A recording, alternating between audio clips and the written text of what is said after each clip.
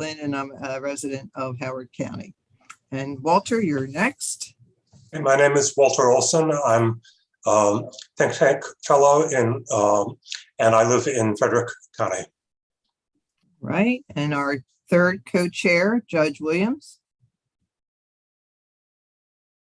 Judge, you're on mute. I'm on mute, sorry. I'm Alex Williams, retired judge, and I'm a resident of Prince George's County, and I'm co-chair. All right, thank you. Now I ask the members of the commission to introduce themselves. Jay Amin. Jay here yet?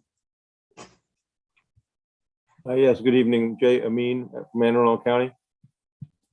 All right, and next we have Cheryl Brooks. Cheryl? Okay, Cheryl's not with us yet, but when she comes on board, we'll ask her to introduce herself. Mary. There's Cheryl. Oh, Cheryl, go ahead. Please introduce yourself. Hi, I'm Cheryl Brooks. I'm commissioner from Baltimore County. I'm a proud principal of a Baltimore County elementary school. All right, thank you. And Mary, I think might have had an issue with tonight's attendance because she mentioned that at the last work session. I don't see her yet. Mary Clausen, she is one of our commissioners from Anne Arundel County. Next, we should have Kimberly Rose Cummings. Do we have Kim yet? Not yet. All right, again, we'll introduce her as she appears. And then Jonathan? Oh, Kim's here, so go ahead, Kim. Oh, go ahead, Kim. There you go. Sorry about that. I just hopped on. Hi, I'm That's Kim okay. Cummings. Dorchester County is where I currently reside, longtime resident of the Eastern Shore. I work for the Dorchester County Circuit Court, specializing in land records and licensing. Thank you. All right. Thank you, Kim. Good to see you. Jonathan. Hi, I'm Jonathan Fussfield. I'm a communications manager for a research firm, and I live in Montgomery County. All right. Thank you. And last but not least, William. Good evening. William Tipper Thomas, Senior Principal, Systems Engineer for the Department of Defense. I'm also a grassroots organizer residing in Baltimore City. All right. Good to see everyone tonight. With that, I'm going to ask Kristen to talk about the meeting process and policies. Good evening and welcome again to the first public meeting of round 3 of the Maryland Citizens Redistricting Commission. This meeting is being recorded. As we begin, there are a few matters to share regarding the rules and policies for this evening's meeting, as well as some tips for how to use the platform more easily. This meeting does offer Spanish interpretation. To listen in Spanish, you will note that there is a box either at the bottom or the top of your screen on your Zoom control panel, and it would indicate that there is an area for interpretation. If you click on that box and select Spanish, you should be able to listen to a live Spanish interpreter. There will be a 3-minute allotment for our speakers this evening so that everyone who wants to speak may speak. When there's about 20 seconds left, you should see a screen with a timer come on to count down your time, and we ask that you wrap up your remarks. Inappropriate speaking, attire, behavior, or background will result in removal from the meeting without the option to rejoin. Anyone registering to speak after 2 p.m. today might want to register or request to speak in the chat section as well, because your name may not have made it to the pre-registered speakers list. Although we did update that again at 2 o'clock. So those of you who did request to speak today should already be on the list. If you register and ask to speak in the chat section and your name is not on this list, you won't be able to share your screen, and we likely won't be able to pull up any maps that you're requesting to speak. So our suggestion would be to register for next week's meeting if you'd like to do those things. If you did not register, but you do want to speak, again, you can do so in the chat box. We ask that you not use the raise hand feature, as you need to request to speak in the chat box. Provide your name as it appears on your Zoom, as your Zoom name on this meeting, and the county in which you reside. The reason we want you to make sure that your name is correct as it is, as how you asked to speak in the chat box and how your name is listed, on as an attendee is that we have to move you from an attendee section to a panelist section during that time. While we do that, you will see a spinning wheel. Once you go, when it's your turn to speak, you'll see a spinning wheel saying that you're joining the meeting and that you're being requested to be made a panelist. And we just ask that you request that. It might take about 5 to 10 seconds. And we want to make sure that if you would like to be on camera, that you turn your video on. And of course, we ask that you unmute. There might be a short delay. Don't worry about that. We'll give about 5 to 10 seconds and just make sure you hit that accept by join as a panelist button for you to join. When you're finished speaking, we'll simply move you back to an attendee. You may see again a spinning wheel that says rejoining the meeting. Don't worry about that. You're just being moved from one section to another. We know this is a lot of information, but want to assist you in understanding how this meeting will operate so it can go as smoothly as possible. With that, I would like to introduce you to our host for this evening's meeting, Dr. Kate Hetherington, who serves as one of the co-chairs of the Maryland Citizens Redistricting Commission. Dr. Hetherington. Thank you, Kristen, and thank you for all the work and administrative support that you've provided, as well as members of your team. I don't think we could do the work that we're doing without the support that we're receiving from you. So thank you. And so many details. So we're going to do just a brief PowerPoint presentation about what round 3 is about, but we're also going to give you a summary of what has occurred since our group started to have public hearings back on May 5th. So Kristen, you're going to share the screen? We are. I am, okay. For some reason, it just went down on my screen and it's not opening, but I am just opening it up right now. If you'll bear with me for sure. Just a moment.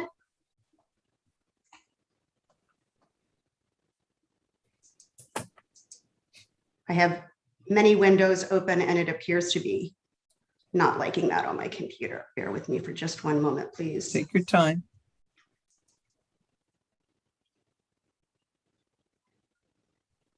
All right, there we go. So I'm not going to read everything that's on the slides, but as you can see, we're a diverse group of commissioners representing Democrats, Republicans, and independents.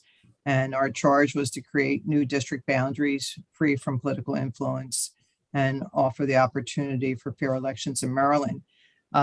We have, I think, should be very proud of the process that we have, which is very transparent.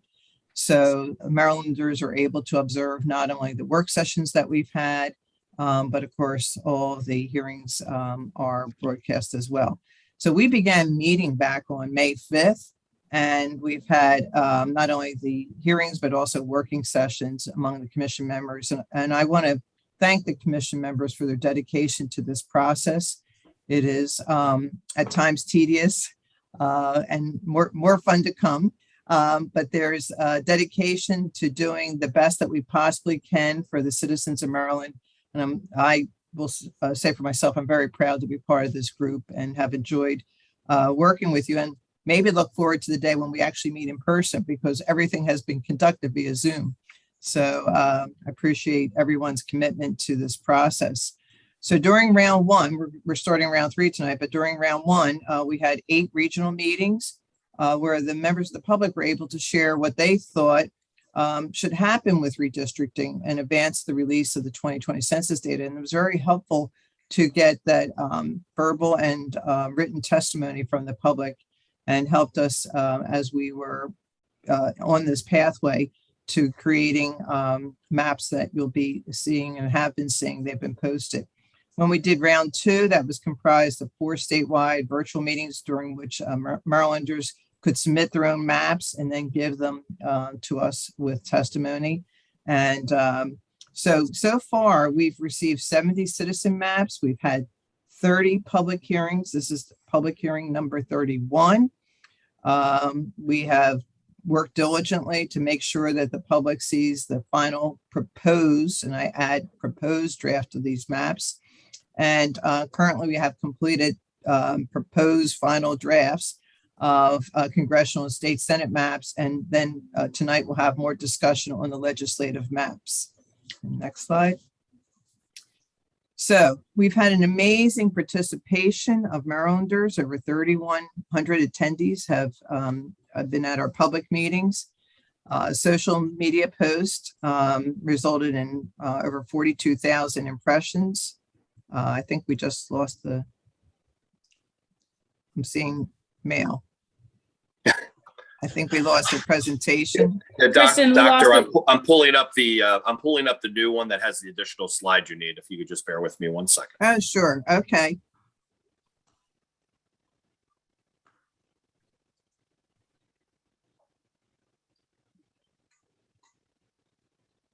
There we go. So we're on slide 2. Okay. So anyway, over 42,000 impressions on Twitter, reached over 50,000 on Facebook. And every time we've had a meeting, we send out notifications via press release to more than 46,000 contacts. So I would commend the staff for making sure that the word was spread. I also want to thank Gloria Parcio Blackwell, who has done a tremendous job with the Hispanic Latino community and spreading the word. She's been absolutely amazing. So thank you, Gloria, for your work. You'll see here where the communications have been sent. And then, of course, we offer live Spanish translation and closed captioning for anyone who's hearing impaired.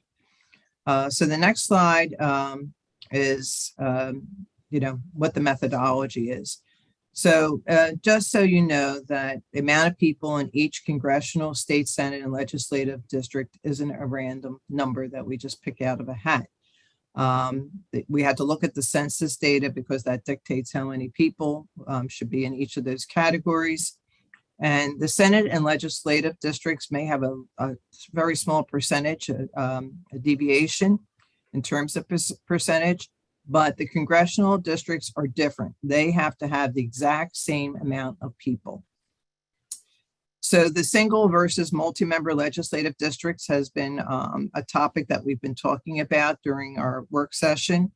And the governor's executive order created the Citizens Commission, which we're all members of, and it called for various consideration, including single member districts to the extent possible that are nearly equal in population, as is feasible, giving due regard for natural boundaries and boundaries of political subdivision. So when we're drawing these districts, we also have to take into consideration the Voter Rights Act, which protects racial and language minority groups from vote dilution. So just a little bit more about single vote versus multi-member, because we have been getting a lot of communication about that. So within the 47 Senate districts, there are 141 House of Delegate seats. And then we're drafting these boundary lines with consideration of the Voting Rights Act and its impact on communities and all of Marylanders in them. And that's critically important to us. So that's why we're taking this extra time to make sure that the legislative lines we draw offer districts with the best possible outcomes. And I would say to a person, every single member of the commission is taking this very seriously and giving it a lot of thought, and I would say open to the pros and cons of single versus multi-member, keeping in mind, of course, the executive order that we've received with this commission. So you'll see that we have, and you can go online at the website redistricting.maryland.gov.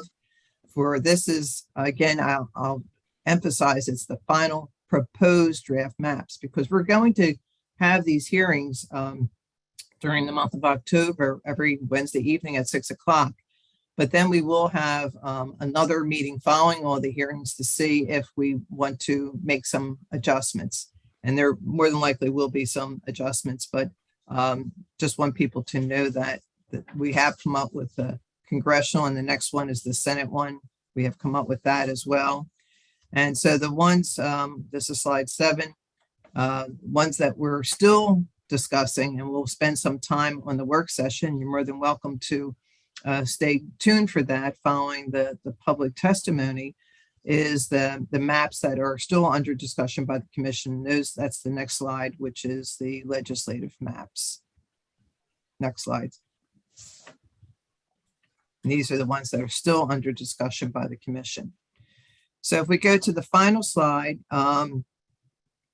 we continue to ask the public for your input. It's really important for us. We want to hear as many voices as possible. And you can submit maps on the and provide suggestions for what you think we could do to improve the final proposed maps at redistricting.maryland.gov. The written testimony is also very, very helpful, and it gives us time to, when we see that, do a comparison. So if you don't have time to take time in the evening, on Wednesday evening, please submit the written testimony. And if you haven't spent time looking at the website, please do. That includes an application allowing for members of the public to determine which district a specific address falls. And all draft maps have been posted. So as we get them, we post them to the website. And as I mentioned, we'll hold these public sessions every Wednesday evening in October, starting at 6. So please sign up if you're interested in giving public testimony. And then again, just one more time saying these are not final maps that will be sent to the governor. That's what the purpose of round 3 is, to listen to public comment and look for your input and suggestions. So hopefully that provides some input as to where we are at this point in time.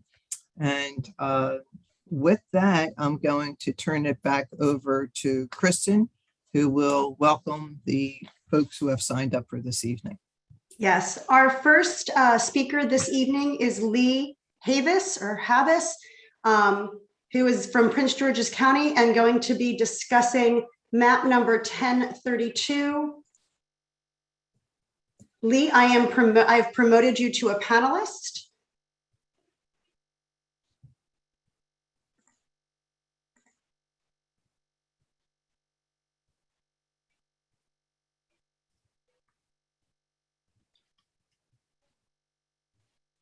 Is Lee? There he is. Oh, okay.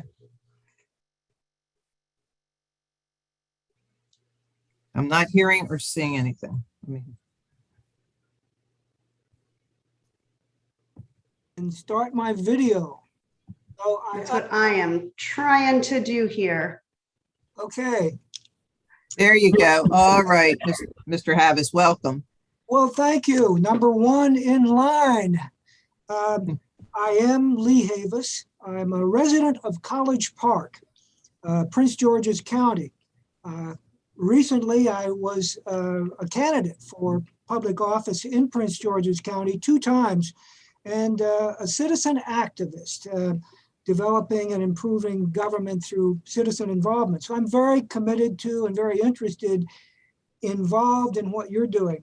I'm focusing my attention on the 12 maps that I presented in compliance. There you go. There's my District 21, my old district. They're broken down. You can see that the line marks would be eliminating those precincts. For example, the ones you see on the right are in Anne Arundel County. Those have no business in District 21. I've campaigned in that area. It's a different demographic, different county. Respecting the county political boundary is just logical.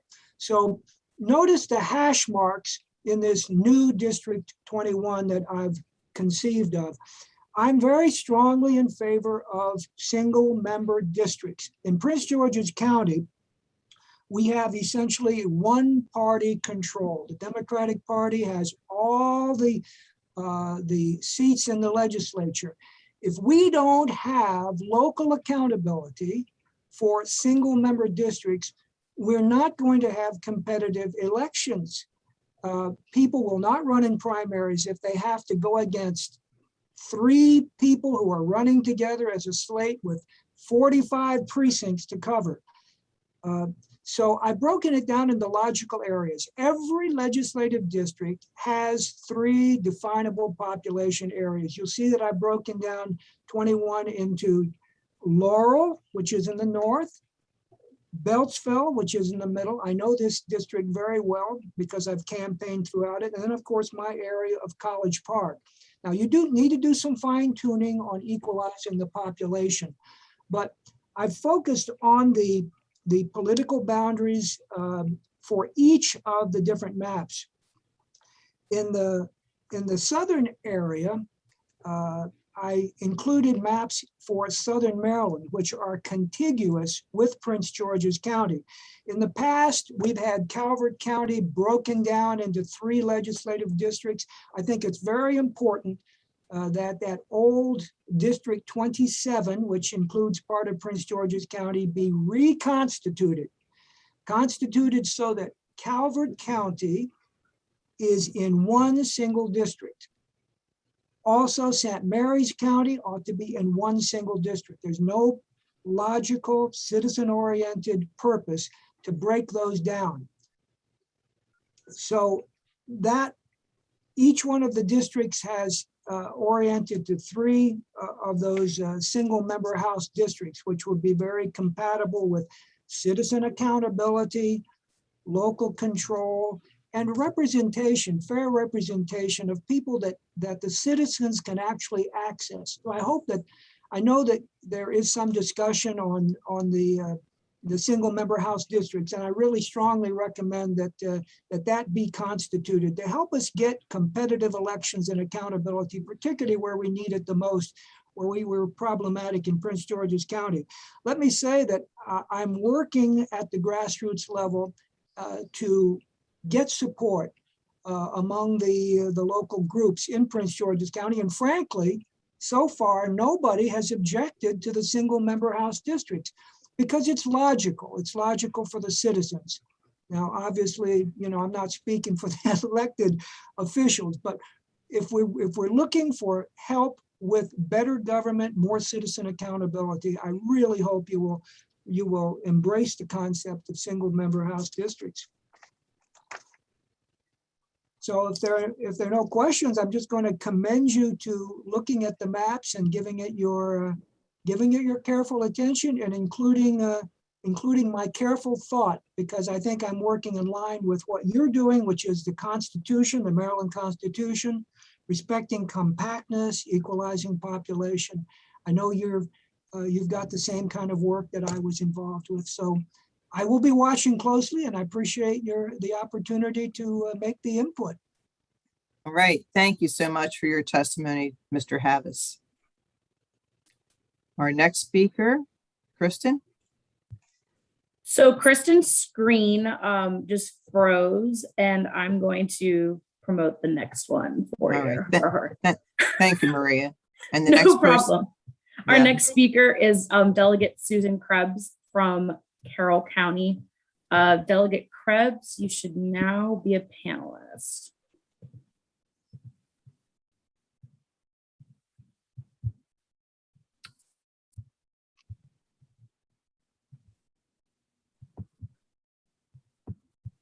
All right, Delegate Krebs, you just have to mute.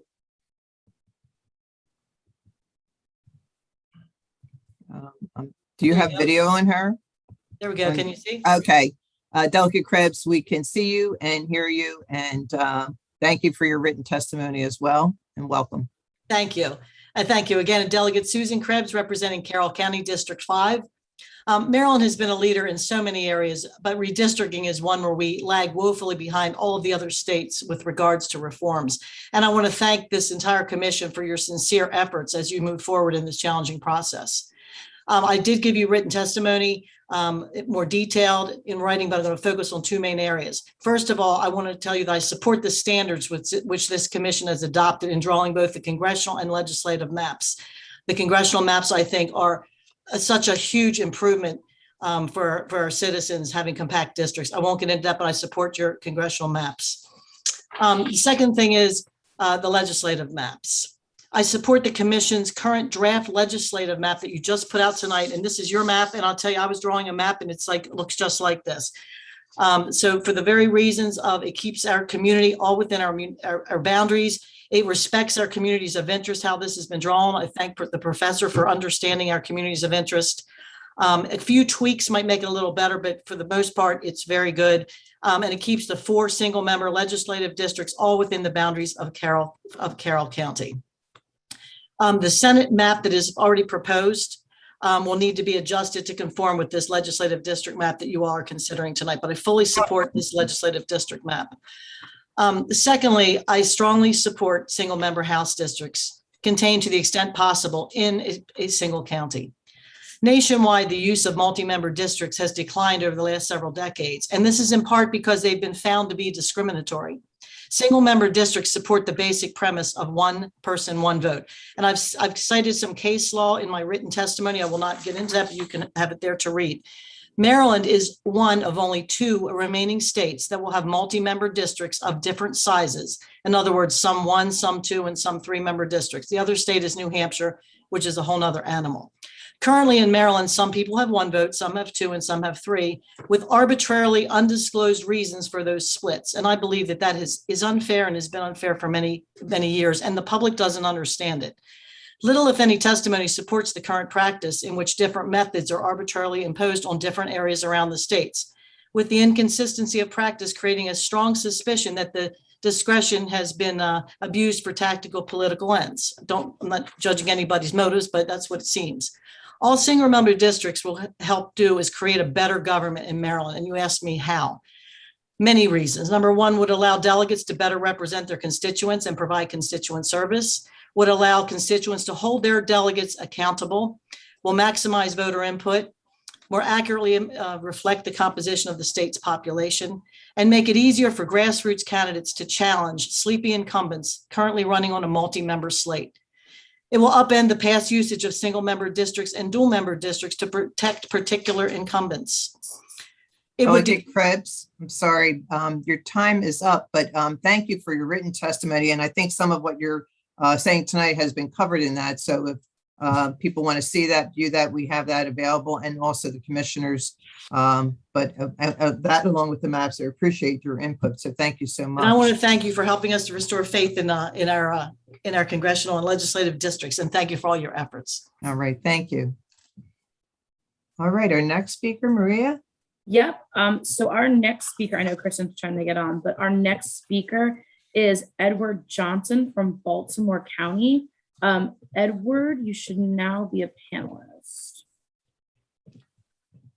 All right. Do we have him? Let me see. I think we need to have Delegate Krebs.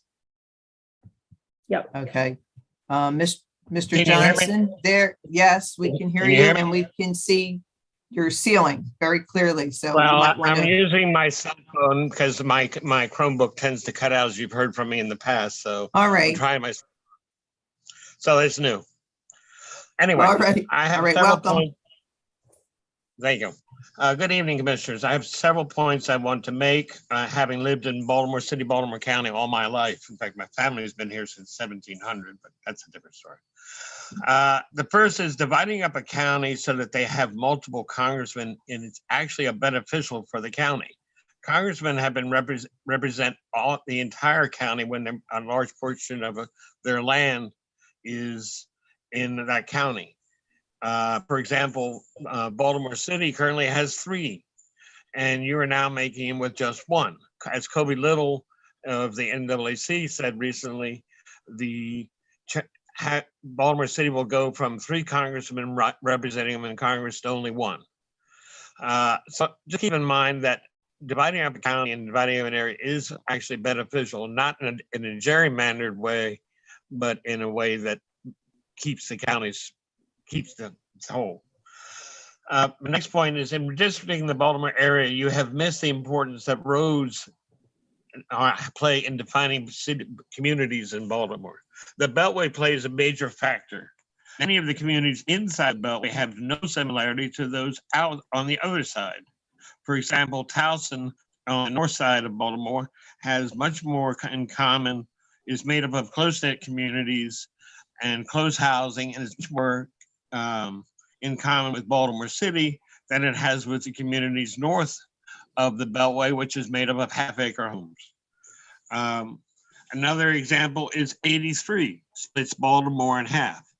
And it's split different communities. If you ever consider splitting Baltimore, you have to use 83 because the communities on one side of 83 are completely different from communities on the other side, at least until you get down to North Avenue. Then another example is Northern Parkway in the north part of Baltimore. It splits the communities on one side of Northern Parkway are different from those on the other side. I will come back to Northern Parkway if I have time. But so all the maps that you put out need to have the streets delineated so people can actually see what their communities are. Because the streets play a very important. My next point is District 11 was created to keep the Jewish community whole.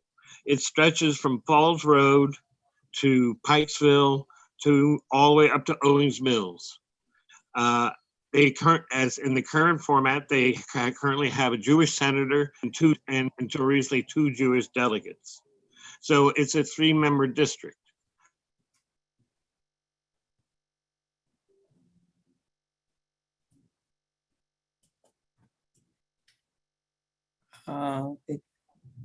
It appears that we lost Mr. Johnson, but Yeah, he is out of time too.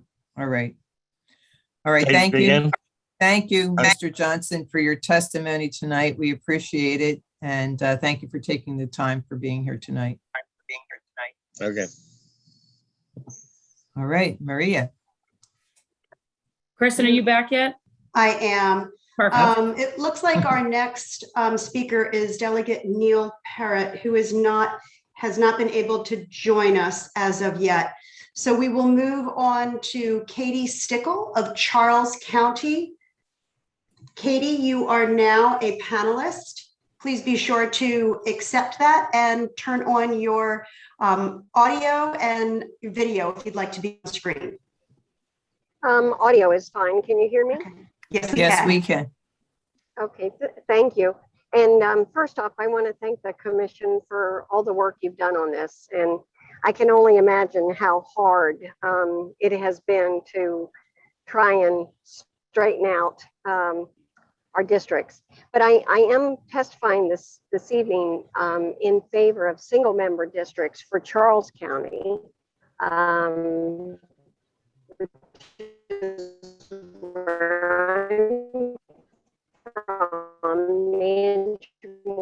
Maryland, and it's a very rural area. And in Charles County, we have an urban area called Waldorf, but then the rest of the county is green space, very trying to get broadband into areas, some basic services versus our urban area, which has lots of services. So what I would say is I heard you speaking about the census and trying to divide the population up so that everything is balanced. And I understand that. But sometimes by doing that, we may end up giving bodies equal representation through a count, but that doesn't necessarily give the residents an equal representation as far as their vote. So by giving single member districts, we will give the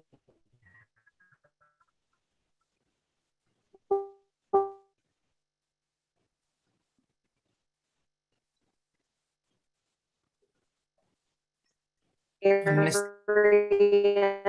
the green areas, the rights that their votes will be heard. Because I can tell you, having been in a multi-member district for a while now, I feel like support map 2021 a single member district. And I appreciate your time.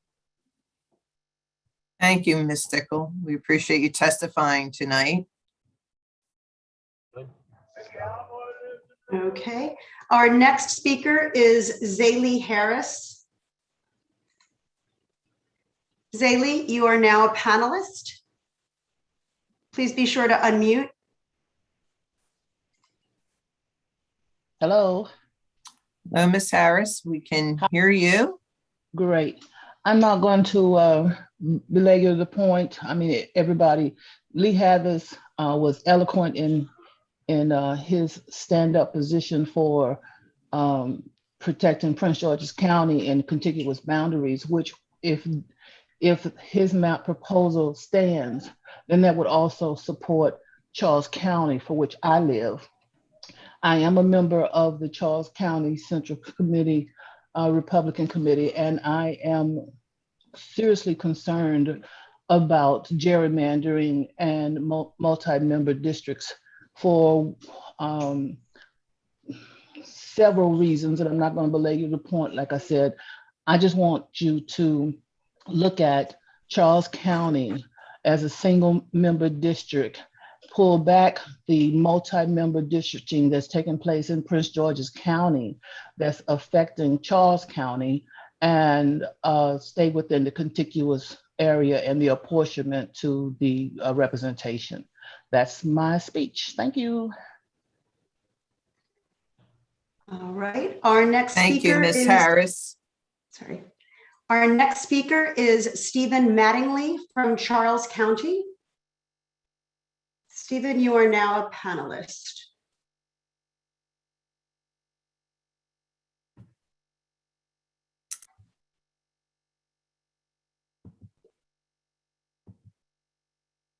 Okay, I see the name, but I don't see Mr. Mattingly or hear him.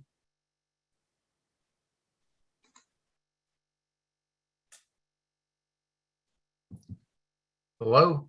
Yes, okay. We now can see you and hear you. Welcome. Okay, thank you very much. Thank you for having this meeting this evening. First of all, Charles County is not a monolithic county. We are very culturally and economically diverse, and we deserve to be treated fairly and have the same level of representation as everyone else in the state. Under the current system, Waldorf, the most populous community in our county, dictates the representation for the rest of our county. What we have now is basically simply ineffective. Communities have no voice and are underrepresented. This system is decidedly unfair, and all efforts to rectify this matter should be exhausted before considering maintaining the current multi-member system. We're not asking for special considerations, rather we're seeking to be treated with the same consideration as the rest of the state. We want single member districts so our voices can be heard at the State House, and I fully support the proposed single member delegate noted as the 2021-0929 draft delegate map. It seems to me to be the most fair and provides equal representation for the county's communities across the state. Furthermore, Waldorf is more than an urban area in some ways. It mirrors Prince George's County. However, Waldorf is just one of the communities in Charles County. When you look at the county as a whole, it's easy to see that there are still many rural areas in the community. These communities have their own very specific sets of needs and will likely continue to go unattended using the current multi-member structure. Some communities in Charles County thrive on agritourism, farming, and equestrian activities. As a matter of fact, I live across the street from the Charles County Equestrian Center. These communities deserve fair representation. They deserve delegates to represent their interests in Annapolis, delegates that can hold accountability for their action or inaction. The goal should be to have more responsive government, not less. These communities deserve fair representation. Delegates who will take their concerns and needs to Annapolis and bring home solutions. Why would the commissioners expect these Marylanders to settle for less? Again, I support the 2021-0929 draft delegate map. One more thing I'd like to say is that my part of the county where we live, we're very rural. I have a well and a septic. Waldorf, that controls the vote of the county, they're all on public water and public sewer. My environmental needs are much different than those in Waldorf. And thank you very much for hearing me this evening. All right. Thank you, Mr. Mattingly. Kristen? Our next speaker is Daniel Creighton. Creighton from Charles County as well. Daniel, you've now been promoted to a panelist.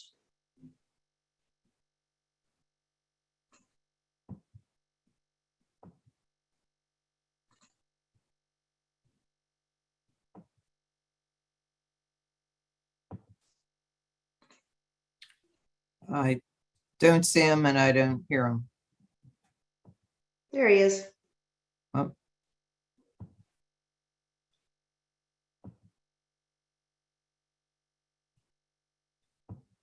Daniel, are you there?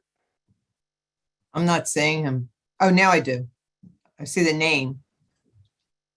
Mr. Creighton?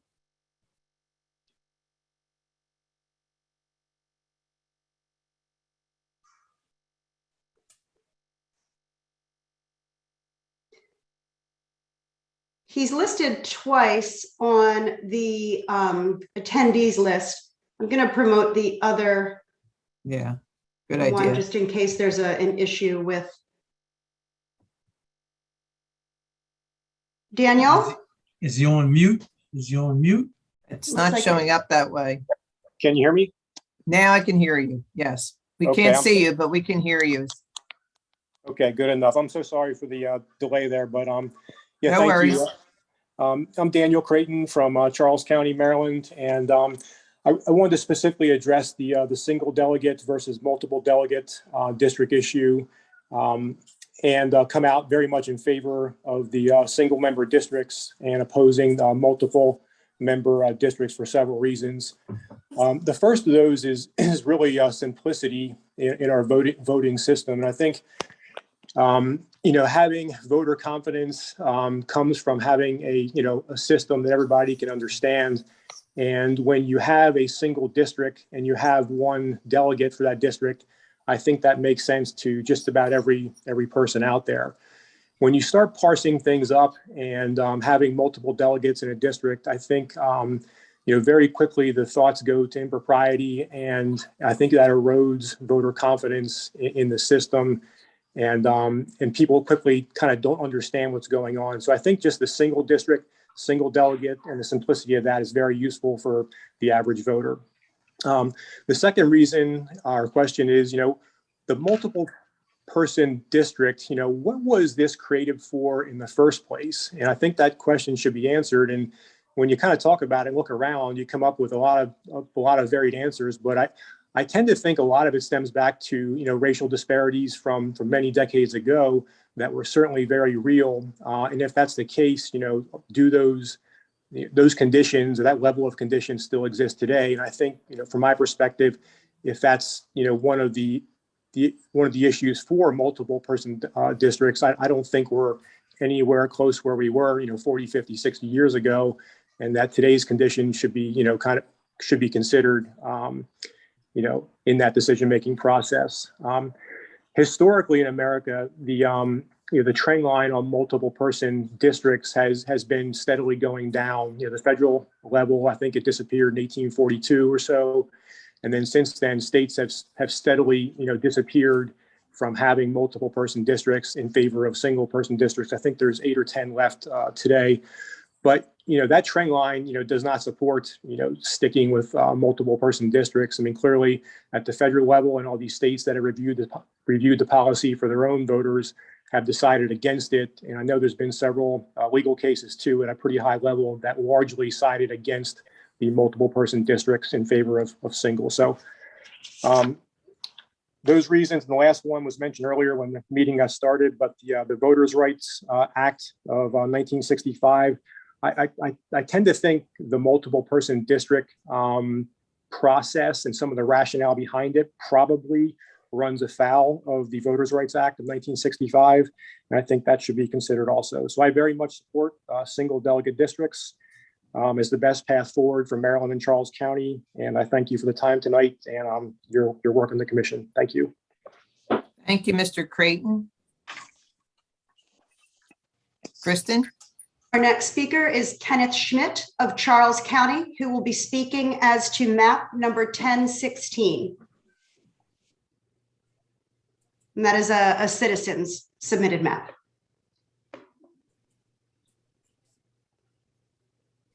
Hi, I guess I should You can start. Yes, Mr. Schmidt, we can hear you. We can't see you. Okay, sorry. Thank you. Appreciate that.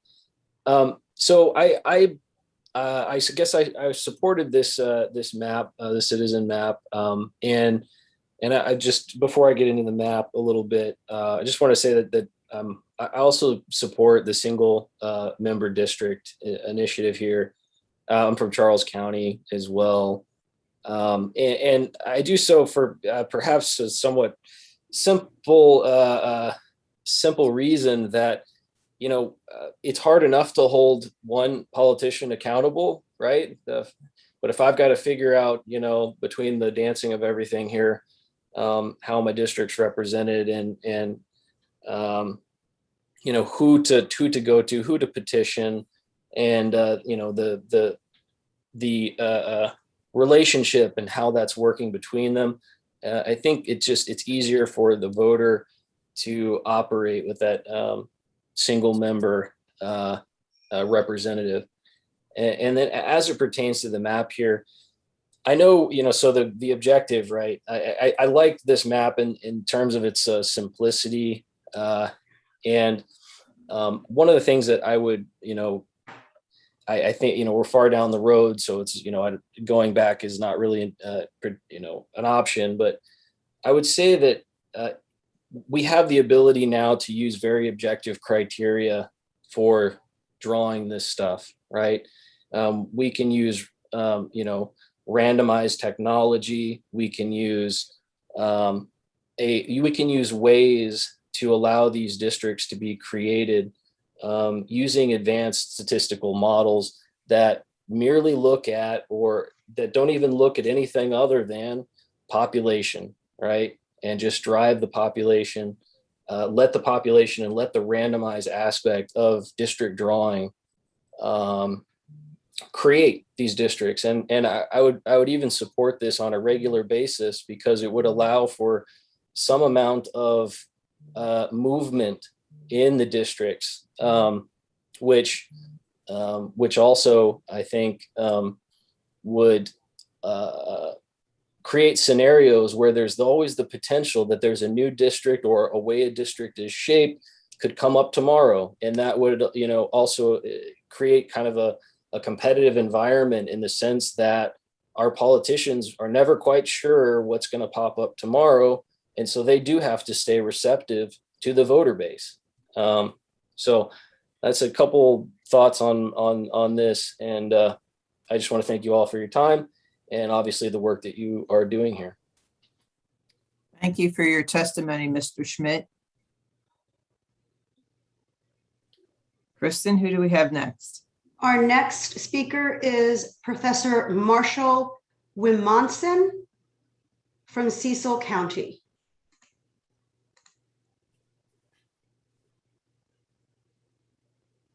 Professor, you are now a panelist.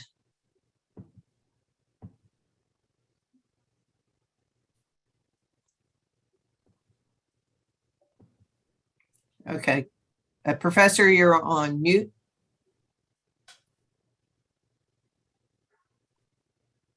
Okay. Thank you so much for inviting me to this group commissions. But first, I think it thank for invite me for that I assume for around 3 or 4 months ago. Thank you very much. And now I hope so for this the third round. I think maybe I think is for the census of the 2020. I think is much more to agreement for this time or for this third round. I think not delay to I hope so for not tomorrow. No longer than tomorrow. I think if possible, I think is for the agreement to compromise or much more available to agreement for in this time in this area. Thank you so much. Thank you, Professor Wyman. Thank you. The next speaker is Senator Shirley Pulliam of Baltimore City.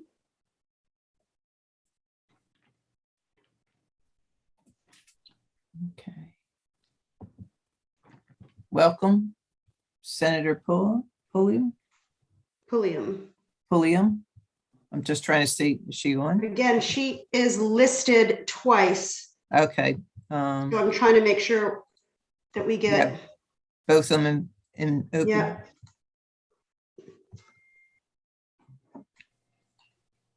I'm not seeing either. One just looks like it went over. There we go.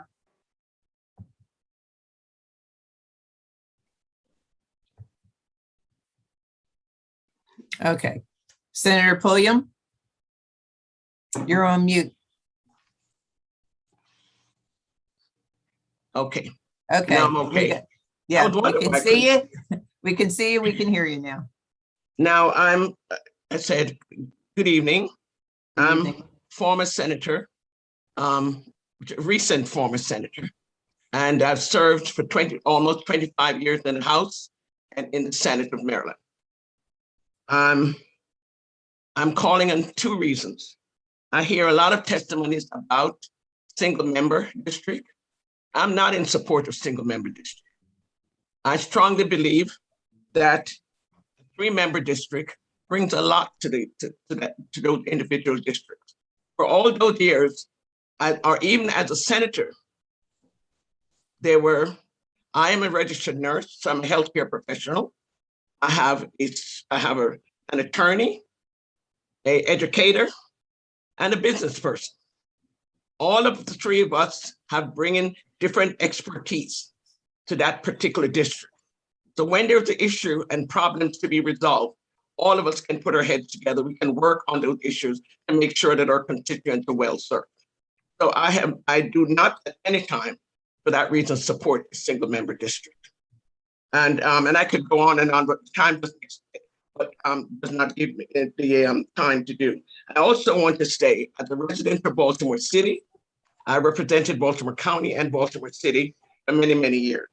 But as a resident now of Baltimore City, I want to make sure when those maps are drawn, that it's fair and equitable distribution of resources that will come to the city and Baltimore County and the surrounding area.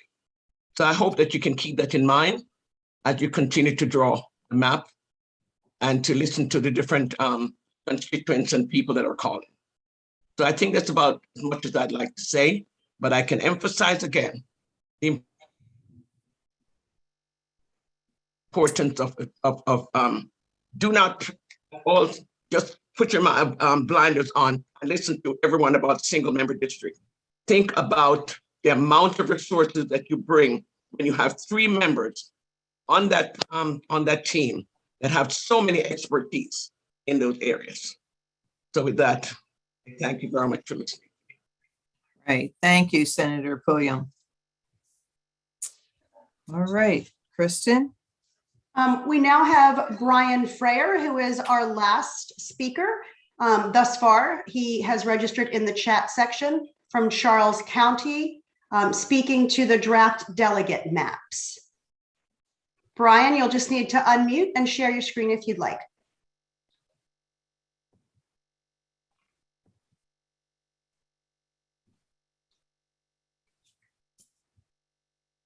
Brian, please hit your unmute button.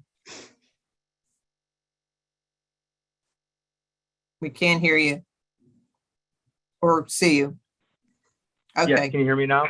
Now we can. All right, you're good to go, Okay. Mr. Freyr. All right, great.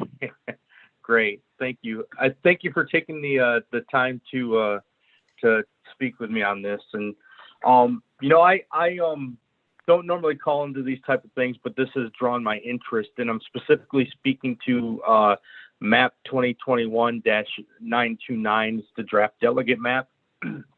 And I think it's time, with the times that we're in and the time frame of history that we're in now, that we want equal representation. I'm a resident of Charles County, so I don't understand why the multi representation when we should be going with a single representation. I don't see any reasonable explanation for Charles County to remain multi-member. And so I would expect that the commission, and I respect that the work that you are doing, and I expect the commission that would treat me, my family, and the community that I live in fairly. So I believe that it should be one person, one vote, just like we would go vote in person for our delegates. And I'm asking you to follow the governor's order and keep the single member across the state. And I fully support this 2021-929 draft delegate map, and I believe it's the most fair for Charles County. Thank you. Okay, thank you, Mr. Freyr. Kristen, did Delegate Parrott come on? Not as of yet. All right, so we've gone through everyone who either came in via chat or pre-registered as far as testimony, is that correct? Yes. All right, in that case, we're going to move from the public testimony part of the agenda into the commission's working session. And tonight we wanted to continue our discussion from the work session about the delegates district. And we had a discussion about multi-member and single member districts. And hopefully you had a chance to take a look at information that was submitted to all of us earlier today by Walter about looking at criteria for multi-member districts. And so I was wondering if we might want to begin with that and have more of a discussion about that. Walter. You're on mute, Walter. Walter, you're on mute. Sorry, I didn't realize you were asking me, because I was, of course, curious to hear reactions from the other commissioners. But for the sake of getting the ideas out there to the audience as well, we have been talking over the last couple of meetings about the differences on single member districting versus multi-member districting, the commission being very much of multiple views on that, and the search for what might be an objective criterion by which to decide which counties or parts of the state might be getting multi-member districts and which not. There has been a lot of sentiment in the public testimony and from commissioners for having multi-member districting in places like Baltimore City, the Prince George's and Washington County, perhaps Baltimore County. There has been a lot of strong testimony in many other parts of the state that there is less enthusiasm for multi-member districting and more support for single-member districting. And when this is written about, one of the things that one of the generalizations people often draw is that multi-member districts in Maryland, at least, seem to be more popular in more densely settled areas, which describes the 4 jurisdictions that we talked about. And there are some logical reasons to think that that might make a lot of sense. For example, if it's a matter of going to a constituent office to get constituent service, if you are in a place where 140,000 people live within a couple of miles anyway, there is going to be that constituent office near you. If you live in a much more spread out area, then it might be really helpful to have a district that's only 1/3 the population, because it's more likely that the person will be near you with the office, and many other things of the same sort. There, in areas like Montgomery County, particularly close in Baltimore and its immediately adjacent suburbs, it's easier to campaign in the larger population district. It is easier to for everyone to share the same media, for everyone to share the same concerns about local issues than it is in, let's say, Washington County or Wacomico County, where the population is spread out over a much bigger geographical area. So with that in mind, I did a little research on 2 possible ways of using density as a criterion for which areas might be considered for multi-member districting. And I will stop right here and say that for those tuning in for the first time who may not know my views, I myself favor single-member districting for the entire state. I've argued that week after week. And I'm not going to bore you by arguing it again because you've all heard it, at least the commissioners have. Instead, I'm talking about if there were to be a compromise, could we come up with an objective principle that could put some counties on one side and the other counties on the other side. So back to density, there are two ways of doing it, it seems to me. The rough and ready way is to look at the density of counties. And if you do that, there are 3 jurisdictions that are overwhelmingly more dense than any other part of the state, those being Baltimore City, Montgomery County, and Prince George's County. Trailing behind them at some distance are Baltimore County and Howard County, which are almost tied with each other. I checked the Department of Planning's site today, and as of last year, Baltimore County was a little bit more dense. So you could draw the line there if you wanted, but by and large, Baltimore County and Howard are very similar in that respect. So that's one way of doing it. Either choose the 3 densest, which would give you approximately 19 Senate districts worth of triple member districts, or add in Baltimore County, which would give you, I believe, another 5 or so, or even add in Howard. So that's one way of doing it. The other way is to look at how dense the districts themselves are. Now, notice that this might be seen as being a little more refined because Baltimore County is a reasonably dense district, and yet it has the northern part of the county, which is much more like the rural parts of the state. The same is true of the northernmost part of Montgomery, what we have sometimes called the agricultural reserve concept state Senate district that is in the map there, much less dense than the other southern Montgomery districts. And there is in southeastern Prince George's County, there is one state Senate district in Prince George's that is much, much less dense than the others. So if you went down to the district density level, you would get a somewhat different list. It would still have most of the same districts in it, but it would miss a couple and it might add a couple of others. Frederick City Central might possibly be added, depending again on where you put the threshold. And we can talk about the threshold if people are interested in this idea. But again, I have been concerned as people have gone back and forth that the commission might be headed toward not being able to articulate why it was making a decision in one way rather than the other. There may be other methods than this, but this is at least one possible way. All right. Thank you, Walter, for that. And for those of you who haven't had a chance to check your email, this email from Walter goes into pretty much the same thing he's just discussed, but it might be easier to digest when you see it in writing. Although you stated it very clearly, Walter, I'm not saying that, but sometimes it's, the visual is more is easier for folks. So I'd be curious to hear from the commissioners about what you think about this. We've been going back and forth with single member versus multi-member districts, and we could probably talk about that until the end of October. But this is a proposal to provide justification for a compromise. And we've talked about either having a hybrid or a compromise. And it's looking at the district density method or county density method, and it provides justification for making that decision. So I'll open it up to the commissioners who would like to talk about that.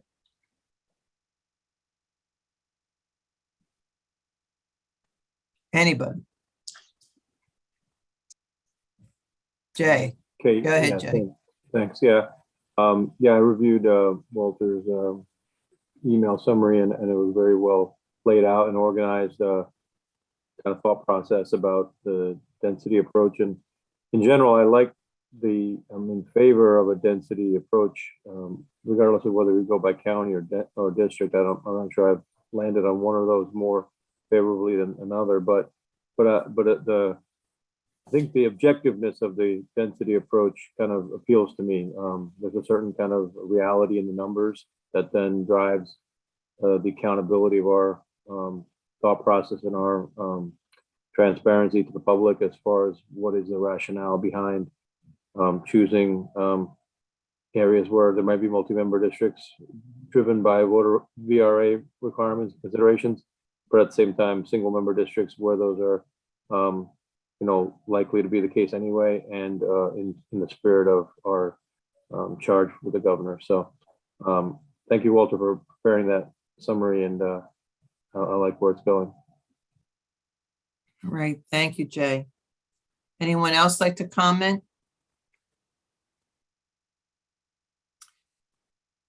Anyone else have a chance to take a look at it? So I haven't had a chance to really look at it yet, but trying to digest what Walter articulated. It sounds like it's a good approach. I would have to look further into it. But in the same lines that Jay mentioned, just from the number standpoint, it kind of makes sense based off what he said. So I would have to look into it more, but I'm open to exploring this option that Walter proposed.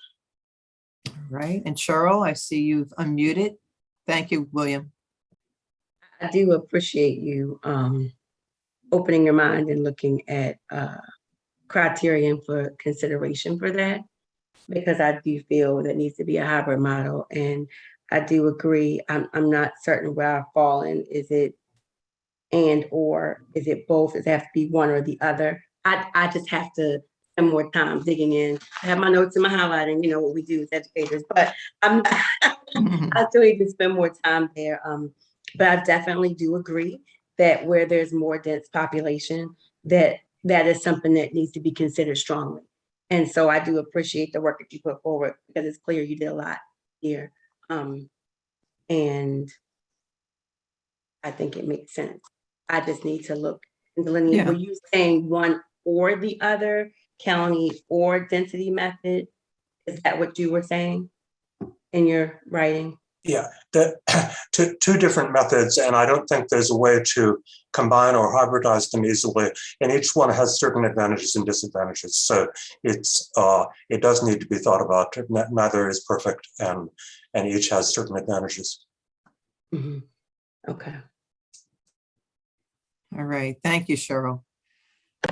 Anyone else have some insight that they'd like to share with us?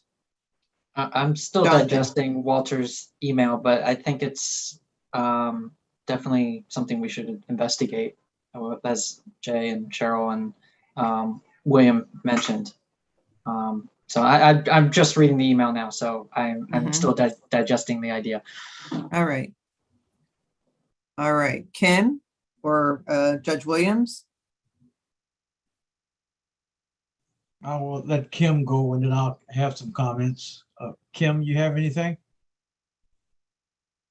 Well, I haven't had a chance to review the email yet, so I'd like to just absorb that a little bit longer before I weigh in. Thank you. All right, Kim, thank you. Judge Williams. Yeah, well, Walter, I did have a chance to look at it, and I think that can be certainly one of the factors that we can look at in making a decision on, I call it a hybrid system. Again, I do believe that there should be a hybrid system and not either or all the way across the board. I don't think there should be all single member across the board. I don't think there should be all multi-member across the board. And this is a difficult issue for all of us, because again, there are arguments on both sides as to the merits of both a single and a multi. And we've heard comments from citizens today about their advocacy for single member. And we've heard the senator also talk about her advantages. And it mirrors what we've heard in the last several months from citizens. And as I said before, again, on your two methods, I think we can look at that. I think that may be certainly an approach for some of the decisions that we make. But for me, Walter, as I said before, our job is to come up with fair and independent maps. Obviously, the lines are going to change. And we're not looking, we have not looked at who votes where or who lives where. I don't know that. I don't know where anyone lives, and I don't care at this point. Our job is to move the map, the lines, and we've done that in the senatorial districts as well as the congressional districts. We've done that. The issue that's most important to me when I say fair is that the way the hybrid system has worked right now has resulted in, I call it a fair minority and women representation. And there's a lot of political electoral power by minorities. And Walter, you let us know last meeting that how many women and were in positions of power. In Maryland, the General Assembly has 74 women out of 141. 74 out of 141. That's over 50% of the General Assembly now would be represented by women. And then in terms of African Americans, there are 62 African Americans out of 141. So that's 44%. And then when you add the other minorities there, that probably is close to 50. And so I bring up those stats to suggest that the multi-member districts that have been in place, many of them have worked. They've worked and they've resulted in a fair representation by minorities. And I recognize that historically, both of these methods, both single and multi-members, have been utilized to suppress minorities, both of them. Depends on what state you're in and what the year is and what have you. But here in Maryland, the mixed hybrid situation has worked right now, and it has resulted, as I said, in a fair representation of minorities. And so I certainly recognize there's got to be some changes. And I already mentioned that in Prince George's County, again, because of the rising Latino community, you've got to come up with some, I call it single member districts. You have to. And, you know, folks may disagree on that, but the point of the matter is you have to promote Latino power where it is. So Prince George's can't have all multi-member districts, but it certainly should be there. We heard a lot from Charles County this evening. I'll certainly comment. These are good arguments that a number of the citizens have made. But on the other side, and I'll just bring up the other side, Charles County is presently represented by an African-American senator, and their 3 delegates are African-Americans right now. And so the system in place has at least promoted and advanced African-Americans in Charles County. And so, you know, I have to weigh all of that. And it's a very difficult situation, but I don't want to come up with maps that's going to send us back and retreat from what we have right now. That's my dilemma.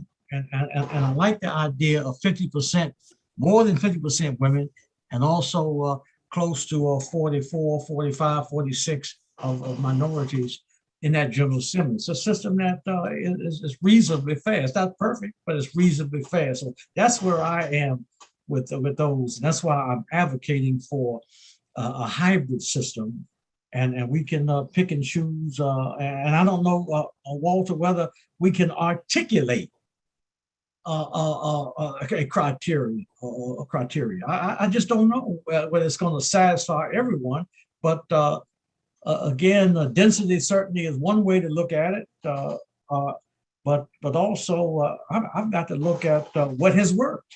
What has worked? And as I said, and I know our governor, and I know he obviously wrote what he wants to happen. And as I said, I don't read that order as restrictive as others, you know, where necessary, where appropriate. Again, I know the governor quite well, and I know that he is in favor of advancing and promoting where appropriate the minorities. I know that. That's all he's done. I've worked with him. That's why I'm working with him.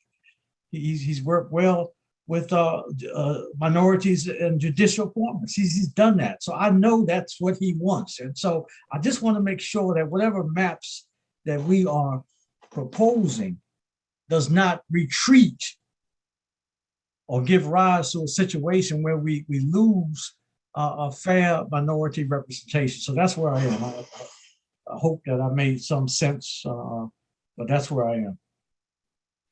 Thank you, Judge Williams, and thank you, everyone. I think one of the things, it's a challenging topic, and there's so many different points of view and so many pros and cons.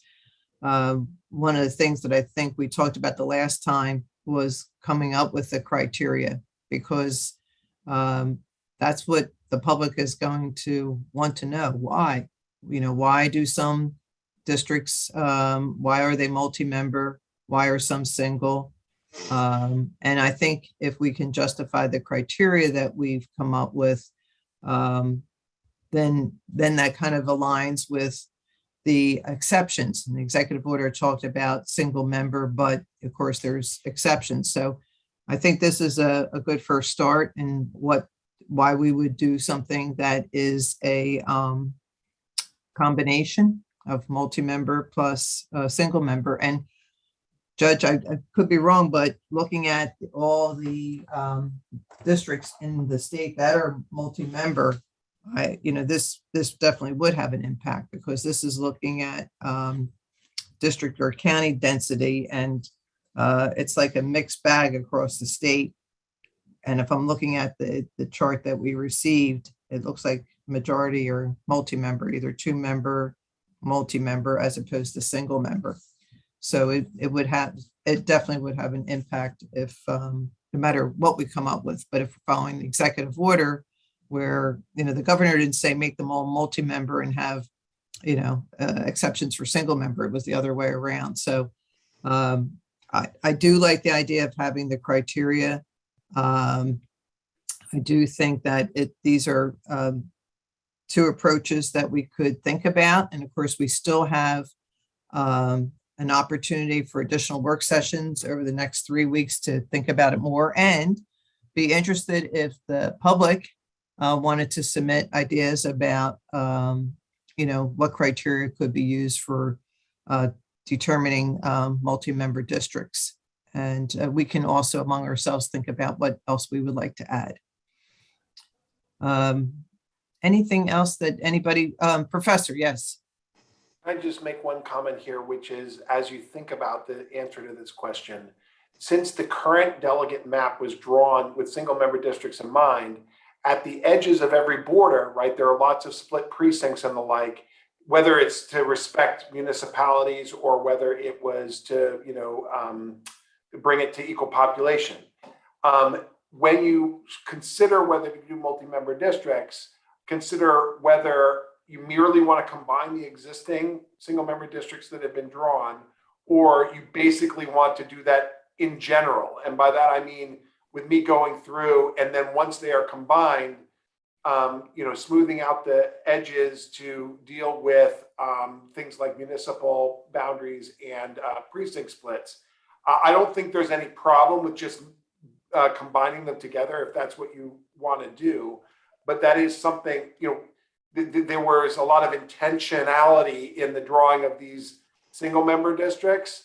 And so some of the reasons that those single member districts were drawn will evaporate if you combine them together, right? So if, for example, a particular district was drawn in order to respect a city, right? And now that city is going to be in a larger multi-member district, well, then we just have to make sure the borders, that essentially the new philosophy behind the multi-member district is consistent with the way that the districts are drawn. I was just looking right now at some districts. I don't think this is a big deal, but you could, for example, limit the number of precinct splits by going in and editing the multi-member districts. And so I just want y'all to keep that in mind as you give me directions as to how best to achieve whatever goal it is that you want to achieve.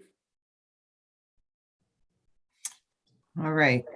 Do we have other comments on this approach, which sounds like it could be what might be a workable solution? If it's a workable solution, it's coming to a decision where there will be people on both sides who some will prefer this, some won't prefer it. But if there's other criteria that you think we should consider, we can give it some thought. You have an opportunity. We can email the professor with any questions that we have or ideas that we have. Whatever criteria we come up with, Professor, we still have to keep in mind what the Voter Rights Act.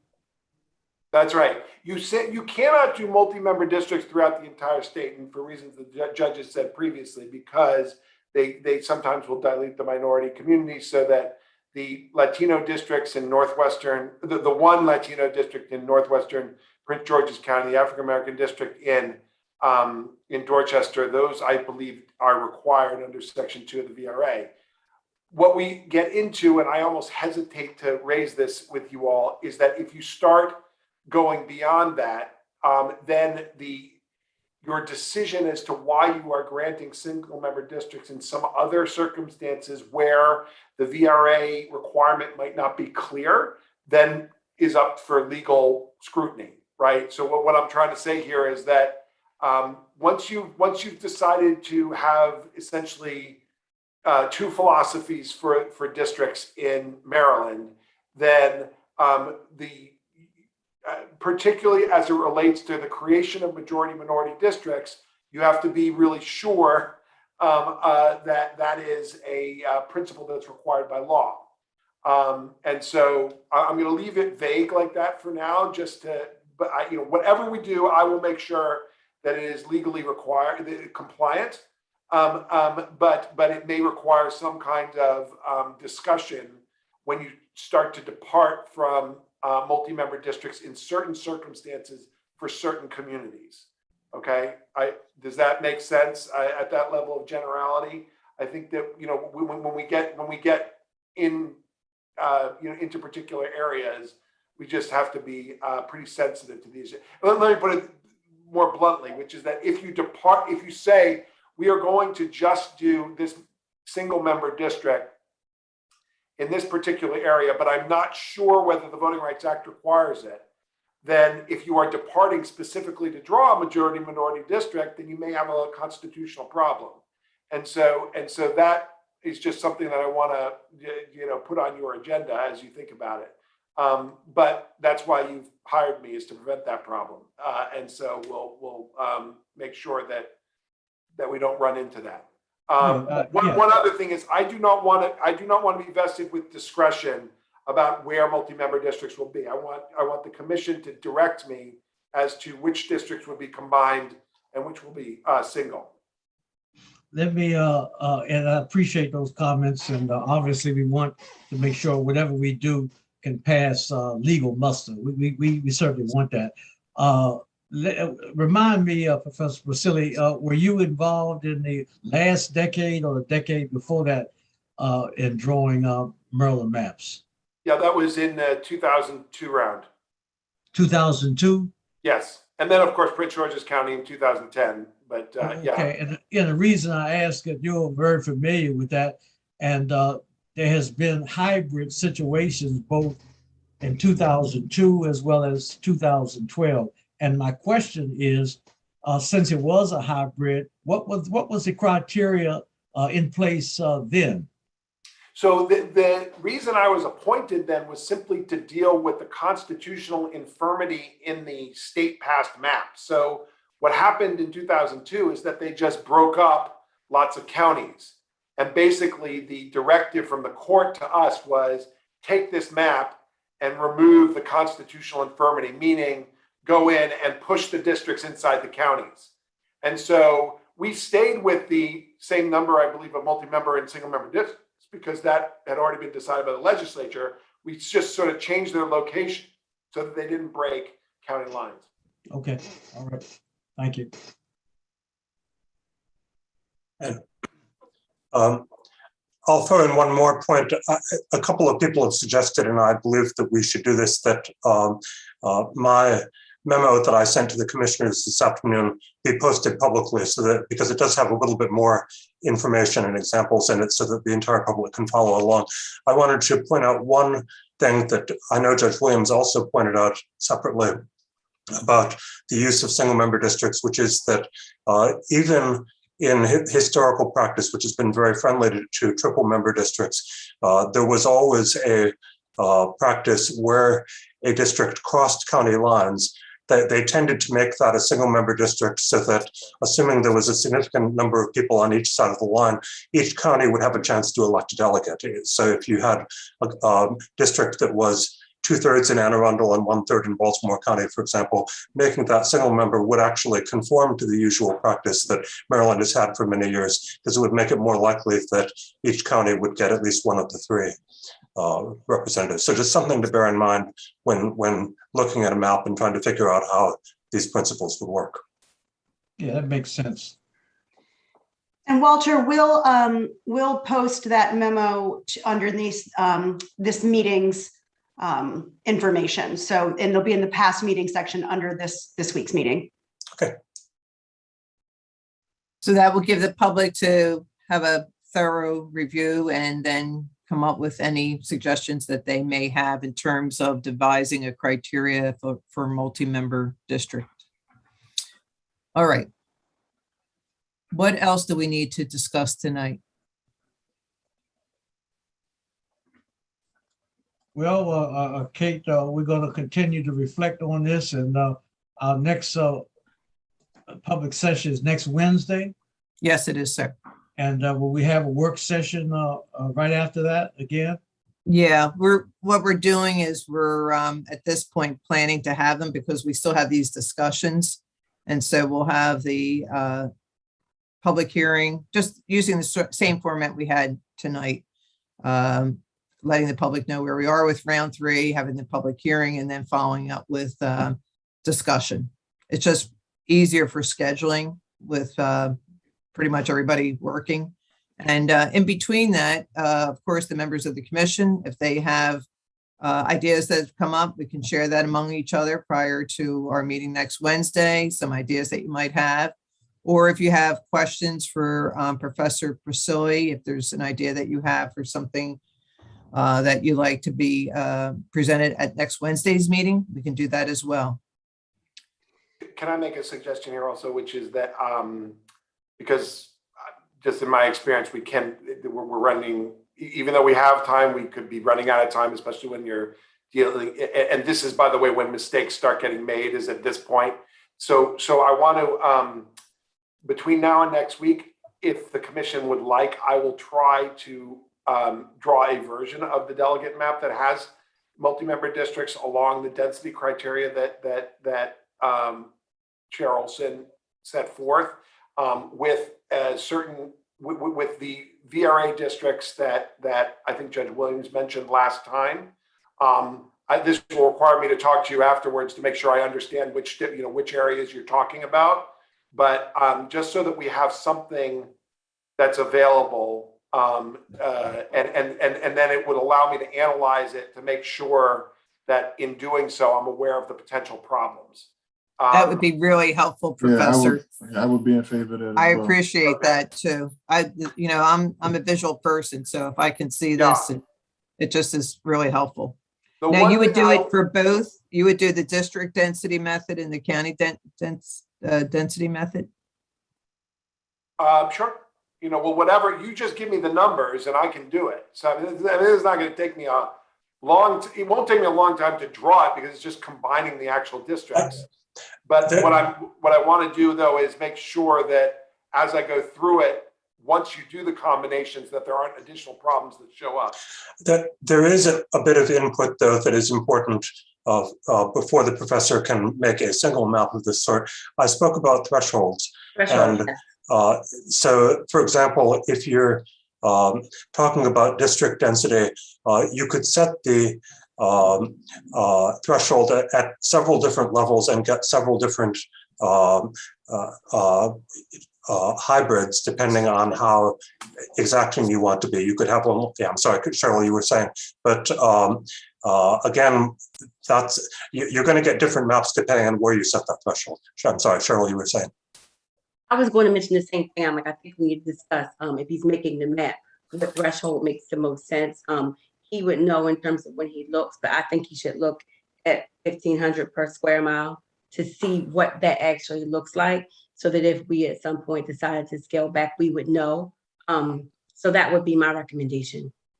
If, let's just specify to me the districts that need to be combined as opposed to me doing the, and we can do this obviously offline as to where the districts should be that are multi-member, just so I don't make a mistake on the, and so we're clear about which districts will be the exceptions to that rule.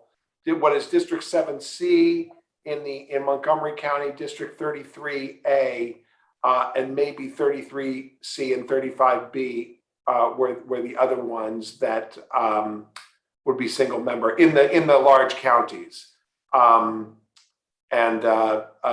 maybe also the 13A, which is in the Wheaton area, as ones that would be exceptions to the general rule. But then again, come up with the general rule for me too. Yeah, Professor, All right, so I haven't given up my, I'd like to still explore again, Charles County. I keep bringing it up. I want to explore that as a possible. Again, I'm at your service if you all did make that decision. So then the question is, you just tell me whether we're using the density method or something else. Tell me what maps. It's not hard for me to, just to depict multi-versions of different multi-member districts. You're going to get a little overwhelmed by the, the number of maps you get, but you just tell me where to draw the lines and where to combine the districts, and I'll do so. Yeah, and I understand on the Walters approach on density, it wouldn't qualify.